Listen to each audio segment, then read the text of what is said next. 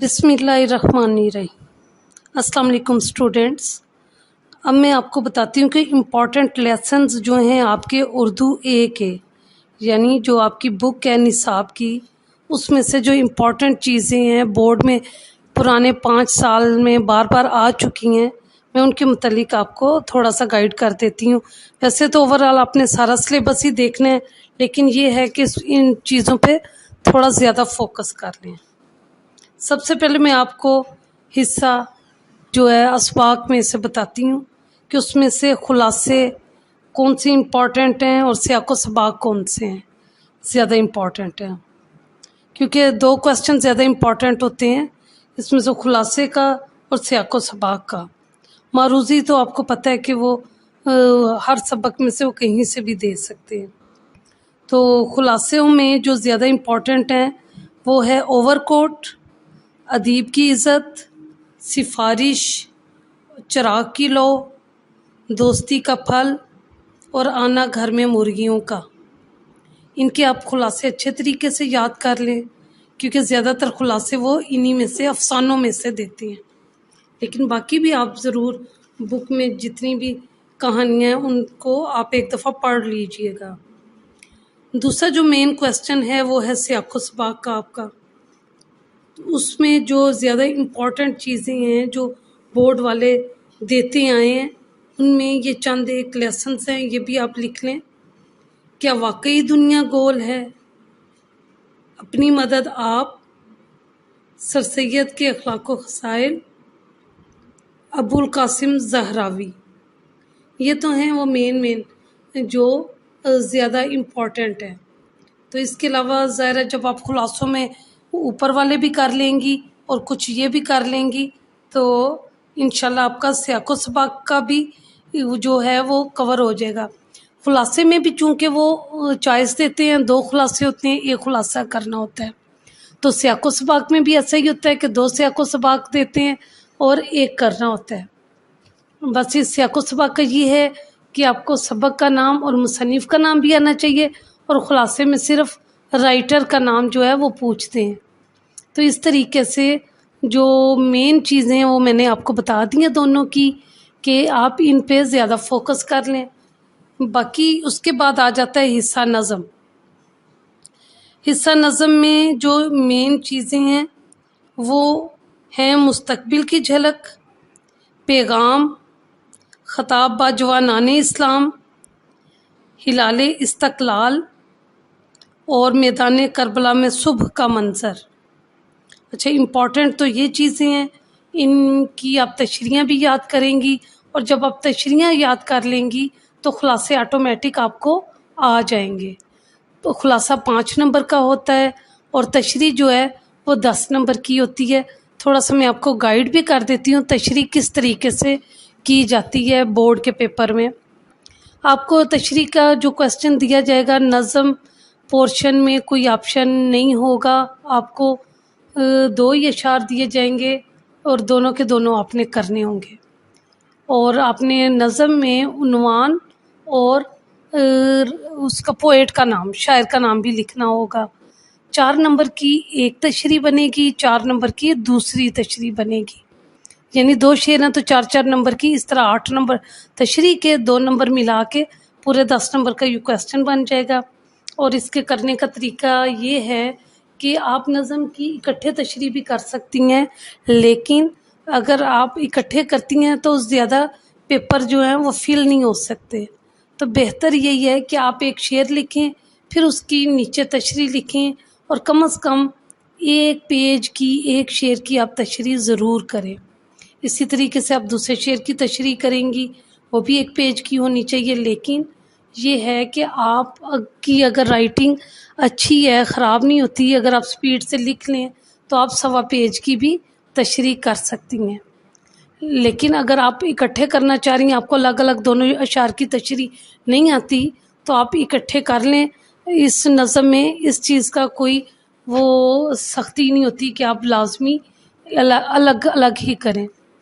तो दूसरा ये है कि अगर आपको कोई शेर नज़म के दरमियान आता हो, उससे रेलिवेंट हदीस, ज़रबुल मिसल, मुहावरा, कोटेशन, ترجمہ کوئی بھی چیز، چاہے وہ انگلش میں ہو جائے، چاہے فارسی میں ہو جائے، چاہے عربی میں ہو جائے، اگر آپ کو اس سے کچھ بھی ریلیونٹ آپ نے یاد کیا ہوا یہاں آتا ہے تو آپ لکھ سکتی ہیں. اس سے امپریشن اچھا پڑتا ہے ممتحن پہ جو امتحان چیک کرتا ہے. لیکن اگر آپ کو اشعار صحیح طریقے سے یاد نہیں ہوتے، وزن سے گر جاتے ہیں یا کچھ ورڈز آپ بیچ میں سے بھول جاتی ہیں تو وہ آپ مت لکھیں، کیونکہ جب آپ غلط شعر لکھتی ہیں تو آپ کے نمبر کٹیں گے.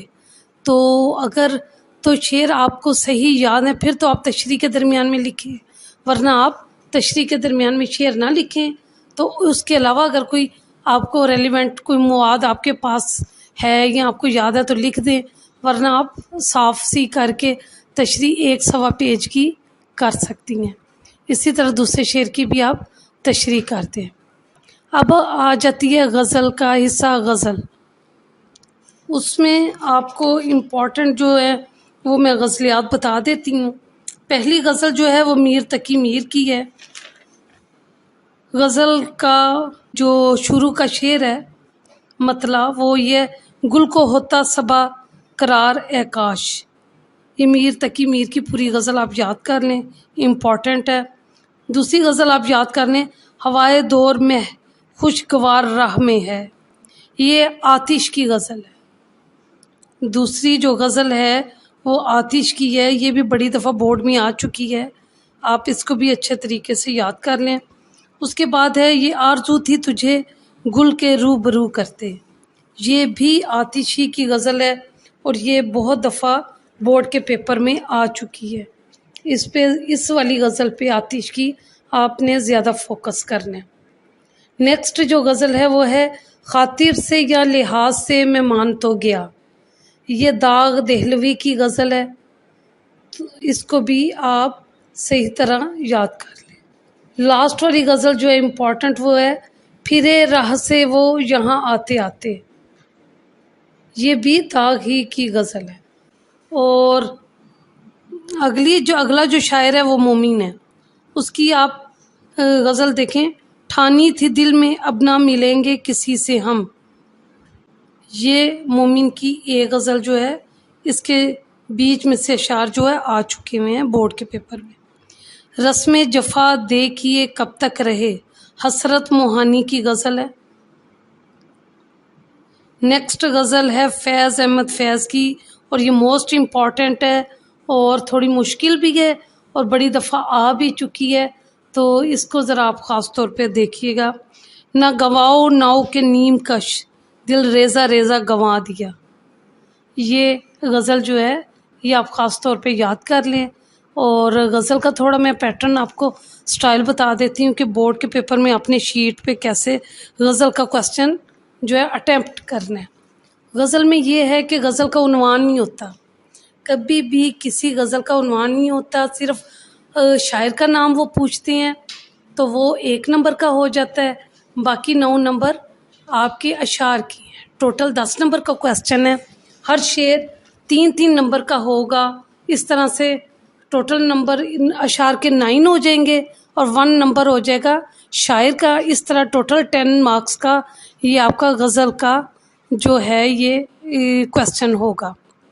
اب اس کو اٹیمپٹ کس طرح کرنا ہے وہ میں آپ کو بتاتی ہوں.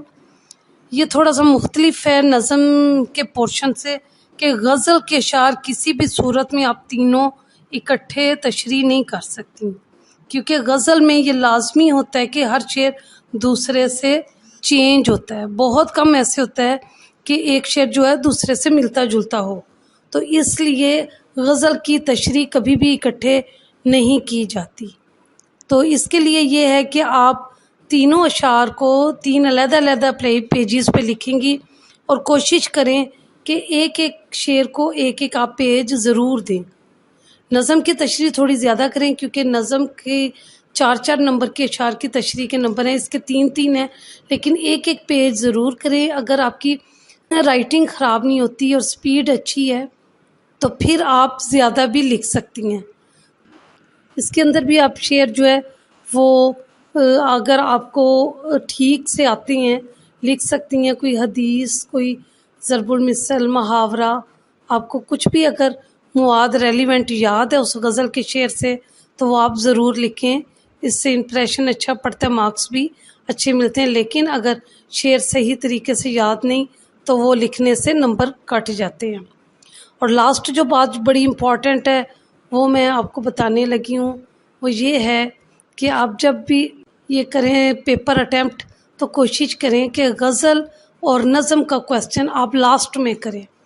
سارا پیپر جب آپ کمپلیٹ کر لیں، آسان سوال اور جو چھوٹے چھوٹے سوال ہوتے ہیں ان کو پہلے کریں، اور کوشش کریں کہ غزل اور نظم کا لاسٹ میں کویسچن کریں، بلکہ غزل کا سب سے لاسٹ میں کریں، کیونکہ پھر آپ کو ٹائم مینیج کرنے میں آسانی ہوگی اور آپ کو پتہ ہوگا کہ یہی کویسچن ہے، تو آپ آرام سے سوچ کے اور صحیح طریقے سے اور زیادہ سے زیادہ آپ یہ کویسچنز دونوں کر سکیں گی۔ تو باقی بیسٹ آف لک، میں آپ کے لیے دعا گوں کہ اللہ تعالیٰ آپ کو بہت ساری کامیابیاں دے، آمین ثم آمین۔ تو یہ میری ویڈیو بیٹا زیادہ سے زیادہ آپ نے سبسکرائب کرنی ہے اور آگے شیئر بھی کرنی ہے۔